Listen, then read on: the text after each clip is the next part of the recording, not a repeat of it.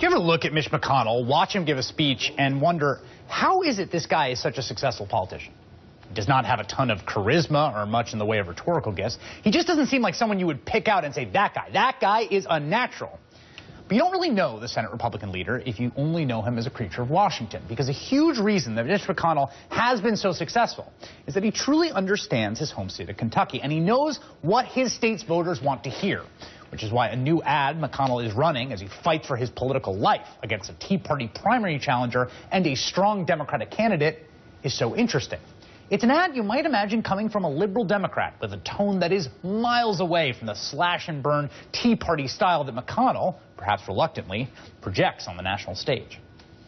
I worked at a nuclear facility that has been vital for our national security. Like many, I was exposed to radiation. I got cancer. But Mitch McConnell fought for us, creating cancer screening programs and providing compensation for sick workers. Mitch McConnell is a caring and powerful voice for Kentucky's working families, and having a strong voice matters.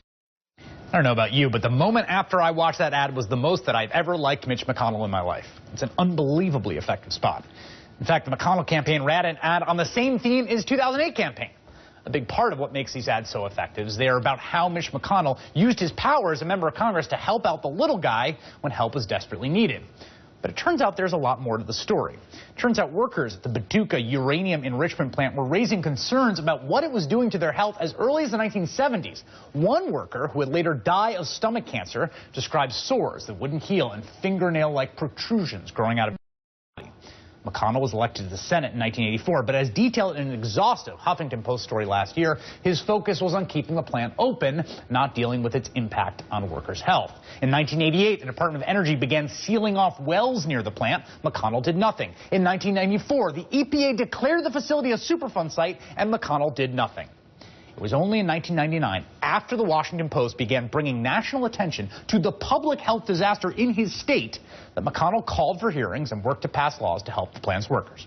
Now, Mitch McConnell is trying to win re-election by running ads that portray him as the savior of those very workers, whose plight he largely ignored for 15 years.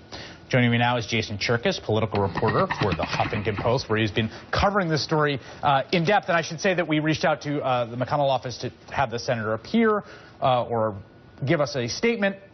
I'm sorry, but the leader's unavailable, and frankly, I'm surprised at your take on this issue, is what we got in response. Actually, if that sounds harsh, that was the second response we got. The first one was mistakenly forwarding or replying to us with a forwarded email to the staff that was kind of nasty, but we won't show that. So they say, Jason, you're out of line with your reporting. And look, the guy from the plant is in the ad. Who should we listen to, Jason Cherkis or that guy? Well, I think the ad is an effective ad, and I think you can't deny that McConnell, in 1999, went to bat for those workers. That's what makes the ad so effective, and that's what made it so difficult to run against in 2008, and that's why he's essentially rerunning the ad again. But what I think it's hard to ignore, and especially for people who live in Paducah, who lived around the plant, who worked at the plant for years, who saw their own co-workers and colleagues die of cancer over the years and be ignored. Those people really haven't been heard from, and I'm just glad that we're getting a chance to address this issue now. It never came up in the last.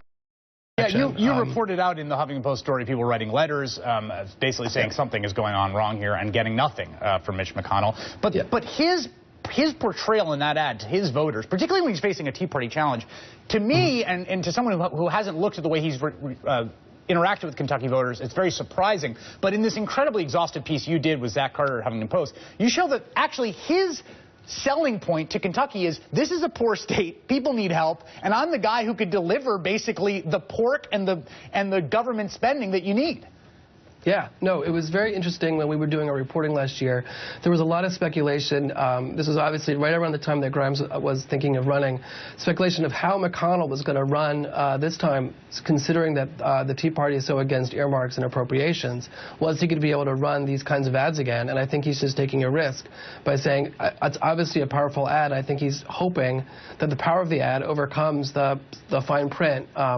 that he had to get funding through the federal government to pay for this program. This program cost a lot of money, but it was a lot of money for good, providing health care for workers that needed it. And it's also interesting to me that he is doing this while facing that Tea Party challenge, and he basically is running what is a general election ad in which he says they talk about working families. It strikes me that he's much more worried about his Democratic challenger and the money she's raising and the statewide recognition she has than his challenge from the right.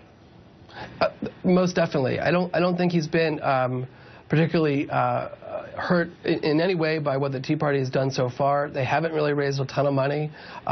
From my interviews over the weekend with many of the Tea Party members, they don't expect to raise a lot of money, and they don't expect, they're hoping for essentially a word-of-mouth campaign or a campaign staffed by just volunteers.